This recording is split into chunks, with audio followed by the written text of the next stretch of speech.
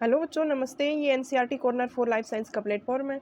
आज हम इसके ऊपर 20 एमसीक्यू की प्रैक्टिस करेंगे नीट 24 के लिए, जिसका टॉपिक है इवोल्यूशन। तो बच्चों, इसमें क्वेश्चन नंबर 1 दे रखा chemical evolution theory. Question number 1 दे रखा chemical evolution theory of evolution given by. Evolution के जो केमिकल इवोल्यूशन थ्योरी दी थी वो किसने दी थी? Francesco Redi, Louis Pasteur, Miller और ओपेरिन एंड हेल्डन। तो देखो बच्चों, इसमें फ्रांसिस्को जो रेडी साइंटिस्ट थे, इन्होंने मड से ओरिजिन ऑफ लाइफ बताया था। लुइस पास्चर, इन्होंने प्री लिविंग थिंग्स से life of origin of life बताया था। मिलर थे, इन्होंने लेब के अंदर एक्सपेरिमेंट से अमीनो एसिड बनाए थे। तो ऑप्शन नंबर 4 बच्चों राइट आंसर होगा इसमें। ऑप्शन नंबर ओपेरिन थे रशिया के और हेल्डन साइंटिस्ट थे इंग्लैंड के। इन्होंने केमिकल इवोल्यूशन थ्योरी दी थी, यानी उन्होंने बताया था कि केमिकल्स मिलके इनऑर्गेनिक कंपाउंड बनाते हैं और इनऑर्गेनिक कंपाउंड मिलके ऑर्गेनिक कंपाउंड बनाते हैं। ऑप्शन नंबर 4 इसका राइट आंसर होगा। नेक्स्ट क्वेश्चन है बच्चों सेकंड वाला, what was the requirement of millers experiment. Miller के एक्सपेरिमेंट की रिक्वायरमेंट्स क्या क्या थी? Ammonia, hydrogen, methane and 800 degree Celsius temperature, all of this. तो बच्चों, मिलर ने एक ऐसा माहौल अपनी लैब के अंदर तैयार किया था कि जैसे जो अर्थ का सबसे पहले बना था ना, उसके ऊपर इनऑर्गेनिक और ऑर्गेनिक मॉलिक्यूल बने थे। तो अर्थ के ऊपर जब पहले जो टेम्परेचर वगैरह ज़्यादा होके और फिर गैसेज इकट्ठा होके एक जगह उन्होंने जब एमिनो एसिड और ऑर्गेनिक इनऑर्गेनिक कंपाउंड बनाए थे, तो इन्होंने अमोनिया, हाइड्रोजन और मीथेन और 800 डिग्री सेल्सियस टेम्परेचर, चारों के चारों चीज़ें इन्होंने लैब के अंदर करके एक्सपेरिमेंट किया था कलेक्ट करके। तो ऑप्शन नंबर 4 इसका राइट आंसर होगा बच्चों। ऑप्शन नंबर 4 इसका राइट आंसर होगा। Next question, how are the ages of the fossil calculated. Fossils होते हैं ना, उनकी एज को कैसे कैलकुलेट किया जाता है? क्वेश्चन नंबर 3 दे रखा, how are the ages of the fossil calculated.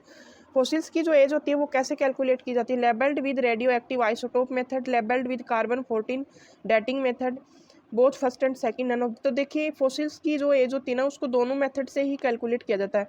Radio active isotope से लेवल करके भी किया जाता है और कार्बन 14 की डेटिंग मेथड से भी किया जाता है। ये किसी भी फॉसिल होता है ना, उसी की एज को डिटेक्ट करने के लिए दोनों चीज़ें यूज में ली जाती है। नेक्स्ट क्वेश्चन है बच्चों 4 वाला, embryological evolution support is proposed by which scientist. Embryological evolution का जो सपोर्ट था वो किसके द्वारा प्रपोज किया गया था? Ernst Haeckel, Karl Ernst von Baer, Lamarck और वेलेस। तो अर्नेस्ट हिकल नाम के साइंटिस्ट थे ना, इन्होंने दिया था। ऑप्शन नंबर 1 राइट होगा, Ernst Haeckel. Embryological evolution support, इसके अंदर इन्होंने क्या बताया था कि जो भी सारे एनिमल्स होते हैं ना, वो उसका एक ही बायोजेनेसिस है उनकी, मतलब वो एक ही थिंग से बने हैं सारी चीज़ें, और इनका आपस में रिलेशन बताया था। रिलेशन के लिए इन्होंने क्या एग्जांपल दिया था कि जैसे कुछ जैसे एम्ब्रियोज होते हैं ना, लिविंग ऑर्गेनिज्म के एम्ब्रियोज होते हैं, तो उनके अंदर गिल वर्टिब्रेट्स मैमेलियन के अंदर गिल स्लिट्स प्रेजेंट होते हैं अर्ली एम्ब्रियोनिक की स्टेज के अंदर।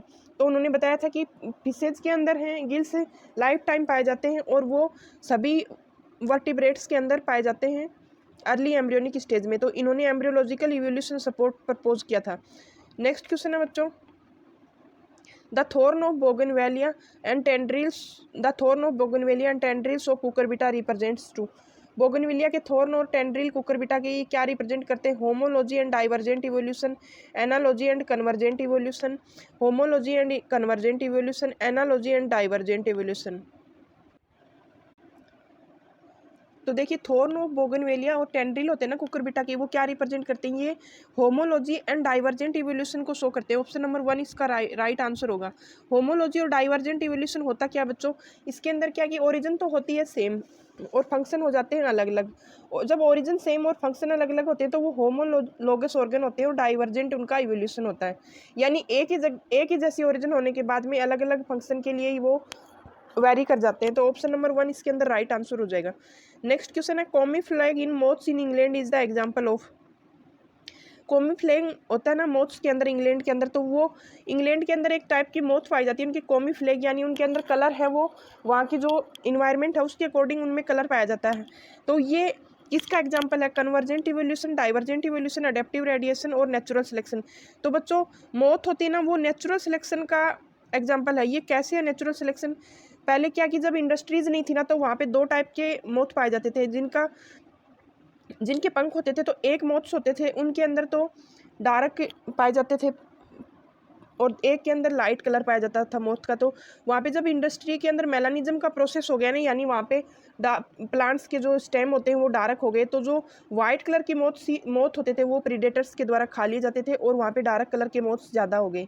और जहाँ पे जो रूरल एरिया होते हैं वहाँ पे पोल्यूशन वगैरह नहीं होने की वजह से जो डार्क कलर के मोथ से वो प्रीडेटर से खा लिए जाते हैं और वहाँ पे वाइट कलर के मोथ ज़्यादा पाए जाते हैं। तो ये क्या हो गया, एक तरह का नेचुरल सिलेक्शन हो गया। नेचुरल सिलेक्शन से मतलब हो गया कि जो चीज़ जहाँ पे अडेप्टेशन उनके अनुकूल होते हैं वहाँ पे चीज़ें ज़्यादा सर्वाइव कर जाती है। तो ये नेचुरल सिलेक्शन का एग्जाम्पल हो गया। मोथ है इंग्लैंड के, वो नेचुरल सिलेक्शन का एग्जाम्पल है। नेक्स्ट है बच्चों question number 7, the process of evolution of different species in a given geographical area starting from a point and literally radiating to other areas of geography is called. इसके अंदर पूछा गया कि एक एरिया के अंदर बहुत सारी टाइप की स्पीसीज पाई जाती हैं और वो एक जगह पॉइंट में स्टार्ट होकर और फिर वो रेडिएट कर जाती है लिटरली अदर एरियाज के अंदर, अदर जियोग्राफी के अंदर वो वेरी कर जाती है, वहाँ से ट्रांसफ़र हो जाता है। यानी एक पहले तो वो एक जगह पे होती हैं बहुत सारी स्पीसीज और फिर वो धीरे धीरे दूसरे एरिया में चली जाती है। तो उसका रीज़न पूछा है, ये क्या होता है ये पूछा है। तो इसमें ऑप्शन नंबर 1 दे रखा है adaptive radiation, natural selection, analogy, both first and second. तो राइट आंसर हो जाएगा बच्चों ऑप्शन 1, एडेप्टिव रेडिएशन होता है इसका। जैसे एक जगह पे बहुत सारे टाइप के बीक वाली स्पैरो पाई जाती हैं, जैसे वो कोई तो होती है उनमें से कार्निवोरस होती है, कुछ हर्बीवोरस होती है। तो वो उनके खाने के अकॉर्डिंग उनमें मतलब अडेप्टेशन आ गई और वो अडेप्टेशन उनमें वो वहाँ से अलग अलग जगह जाके और वो डिस्ट्रीब्यूट हो गए, तो उसको बोला जाता है एडेप्टिव रेडिएशन। तो ऑप्शन नंबर 1 इसका राइट आंसर हो जाएगा। नेक्स्ट क्वेश्चन है the first human being like hominidae was. सबसे पहले जो ह्यूमन्स के जैसा दिखने वाला होमिनिडी था वो कौन सा था? Ramapithecus, Homo habilis, Homo erectus और निएंडरथल मैन। तो राइट आंसर हो जाएगा बच्चों ऑप्शन नंबर 2 राइट हो जाएगा, होमो हैबिलिस इसका आंसर होगा। ऑप्शन नंबर 2 इसका राइट आंसर हो जाएगा। नेक्स्ट क्वेश्चन है which hominidae have 1400 CC brain capacity. कौन सा होमिनिडी था जिसके पास 1400 सीसी ब्रेन कैपेसिटी थी, यानी 1400 सीसी ब्रेन कैपेसिटी थी? रामापिथेकस, ऑस्ट्रेलोपिथेकस, निएंडरथल मैन और होमो हैबिलिस। तो बच्चों राइट आंसर है ना वो हो जाएगा ऑप्शन नंबर 3। निएंडरथल जो मैन था ना उसके पास में 1400 सीसी का ब्रेन कैपेसिटी था। ऑप्शन नंबर 3 इसके अंदर राइट होगा। नेक्स्ट क्वेश्चन है which of the following factor does not affect Hardy Weinberg principle. इनमें से कौन सा फैक्टर है जो हार्डी-वीन का जो प्रिंसिपल है ना उसको, जैसे उन्होंने दिया था P + Q + 2PQ = 1, तो इन्होंने दिया था P² + Q² + 2PQ = 1। तो ये हार्डी-वीनबर्ग प्रिंसिपल था, इसको कौन सा फैक्टर है जो अफेक्ट नहीं करता? Gene flow, genetic drift, mutation और एनालॉजी। तो राइट आंसर हो जाएगा बच्चों एनालॉजी। इसको 5 फैक्टर अफेक्ट करते थे जिसमें gene flow, genetic drift, mutation और नेचुरल सिलेक्शन आएगा, एनालॉजी नहीं आएगा। ऑप्शन नंबर 4 इसका राइट आंसर हो जाएगा। नेक्स्ट क्वेश्चन है बच्चों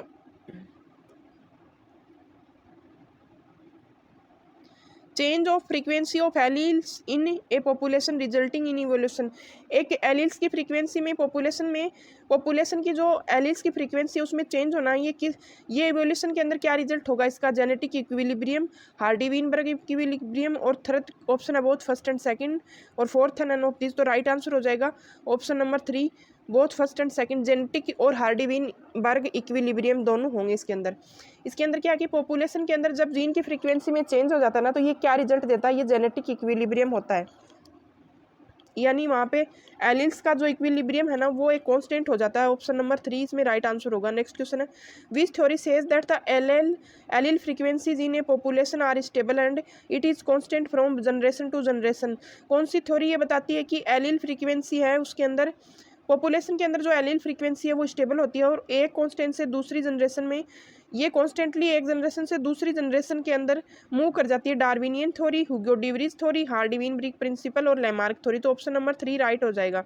इसके अंदर क्या होता है कि एलील्स और जीन की जो फ्रीक्वेंसी होती है ना वो एक पॉपुलेशन में दूसरी पॉपुलेशन के अंदर स्टेबल होती है और कांस्टेंट होती है एक जनरेशन से दूसरी जनरेशन के लिए। तो ऑप्शन नंबर 3 इसका राइट आंसर हो जाएगा। ये बताया गया था हार्डी बीन प्रिंसिपल के अंदर। नेक्स्ट क्वेश्चन है जीन पूल। जीन पूल क्या होता है? ऑप्शन नंबर 13 है gene pool. Total genes and their alleles in a population, only total genes not alleles, total alleles in a population, total genome in a population. तो बच्चों right answer हो जाएगा total genes and their alleles in a population. एक population की सारी jeans और उनकी alleles मिलकर जीन पूल बनाती हैं। ऑप्शन नंबर 1 इसका राइट आंसर हो जाएगा। नेक्स्ट क्वेश्चन है जीन फ्लो। जीन फ्लो क्या the transfer of genetic material between two population, the transfer of genome between two population, the transfer of gene pool between two population. तो right answer हो जाएगा बच्चों the transfer of genetic material between two population. दो population के बीच में जो genetic material का ट्रांसफर होता है ना उसको जीन फ्लो बोला जाता है। दो पॉपुलेशन के बीच में जेनेटिक मटेरियल का ट्रांसफर जीन फ्लो होता है। ऑप्शन नंबर 1 इसका राइट आंसर हो जाएगा। नेक्स्ट क्वेश्चन है बच्चों which of the following are key concept for Darwinian theory. इनमें से कौन से दो की कंसेप्ट हैं डार्विनियन थ्योरी के लिए? Branching, descent, natural selection. Both first and second, none of this. तो राइट होगा बच्चों ऑप्शन नंबर 3 नेचुरल सिलेक्शन यानी नेचुरल अडेप्टेशंस, और ब्रांचिंग डिसेंट यानी ब्रांचिंग डिसेंट एक जगह अडेप्ट होने के बाद में और वो दूसरे एरिया में और अडेप्ट हो जाती है। तो ब्रांचिंग डिसेंट और नेचुरल सिलेक्शन दोनों के दोनों डार्विनियन थ्योरी के की कंसेप्ट है। ऑप्शन नंबर 3 राइट आंसर हो जाएगा। नेक्स्ट क्वेश्चन है which of the following is the example of convergent evolution. इनमें से कन्वर्जेंट इवोल्यूशन के एग्जांपल पूछे। Eye of octopus and the mammals. Convergent evolution होता क्या बेटा? एनालॉजी होता है। एनालॉजी या एनालोगस ऑर्गन को बोला जाता है कन्वर्जेंट इवोल्यूशन, जिसकी ओरिजिन तो होती है डिफरेंट और फंक्शन हो जाते हैं सेम।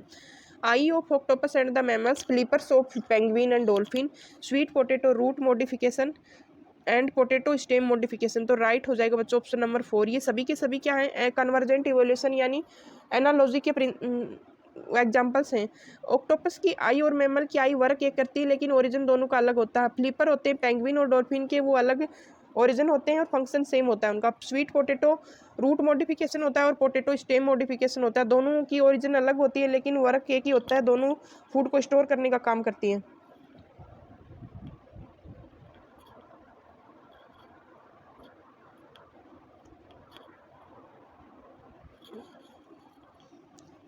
नेक्स्ट क्वेश्चन है बच्चों 17 का the scientist who works on population genetics. ऐसे कौन से साइंटिस्ट थे जिन्होंने पॉपुलेशन जेनेटिक्स के ऊपर वर्क किया था? डार्विन, वेलेस, माल्थस और हार्डी वीनबर्ग। देखिए डार्विन ने भी पॉपुलेशन के ऊपर वर्क किया था, वेलेस ने भी किया था, माल्थस ने भी किया था, लेकिन जेनेटिक्स पॉपुलेशन जेनेटिक्स के ऊपर वर्क किन्होंने किया था? हार्डी वीनबर्ग ने। ऑप्शन नंबर 4 इसका राइट आंसर हो जाएगा। नेक्स्ट क्वेश्चन है which of the following statement is incorrect regarding human evolution. Human evolution के लिए इनमें से इनकरेक्ट ऑप्शन पूछा है। Ramapithecus is more man like and Dryopithecus is more ape like. Ramapithecus था ये मैन के लाइक दिखता था और ड्रायोपिथेकस था ये एप के लाइक यानी बंदर जैसा दिखता था। Homo sapiens arose in Africa. Homo sapiens थे वो अफ्रीका के अंदर ओरिजिन हुए थे। Neanderthal man have 1400 CC brain capacity. More human like hominidae was homo erectus. तो देखिए बच्चों राइट आंसर होगा ऑप्शन नंबर 4। तीनों के तीनों शुरू वाले ऑप्शन है ना वो राइट है। ऑप्शन नंबर 4 इसमें रॉन्ग। होमो हेबेलिस था ना, वो था होमो हेबेलिस, ये था मोर ह्यूमन लाइक होमिनिडी। होमोसेपियंस थे वो अफ्रीका से थे। अराइज निएंडरथल मैन की कैपेसिटी थी 1400 सीसी ब्रेन कैपेसिटी, और रामापिथेकस मोर मैन लाइक और ड्रायोपिथेकस मोर एप लाइक था। होमो इरेक्टस नहीं था, ह्यूमन लाइक होमिनिडी होमो हेवेलिस था। नेक्स्ट क्वेश्चन है बच्चों 19 का single step large mutation. Single step large mutation है वो क्या होता है? साल्टेशन, स्पीशियन, इवोल्यूशन और वेरिएशन। तो राइट आंसर होगा बच्चों, राइट आंसर होगा साल्टेशन। ऑप्शन नंबर 1 इसका राइट आंसर होगा। हुगो डिवरीज ने जब म्यूटेशन के ऊपर वर्क किया था तो इन्होंने बताया था कि सिंगल स्टेप का जो लार्ज म्यूटेशन होता है वो क्या होता है? साल्टेशन होता है। ऑप्शन नंबर 1 इसका राइट होगा। Next question how old is earth. Approximately है, approximately how old is earth. अर्थ का एज कितना है? 400 years, 400 billion years, 3.5 billion years और 3000 बिलियन ईयर्स। तो 4000 बिलियन ईयर्स होगा राइट आंसर। उसके बाद में 500 बिलियन ईयर्स के बाद में लाइफ एग्जिस्ट हुई थी। तो ऑप्शन नंबर 2 राइट आंसर हो जाएगा। ये थी बच्चों इवैल्यूएशन से जुड़ी हुई 20 MCQ की प्रैक्टिस। अगर आपको क्लास अच्छी लगी तो प्लीज़ इसको शेयर करें और लाइक करें। नए बच्चे चैनल से जुड़े हैं वो इसको सब्सक्राइब करें चैनल को। Thank you.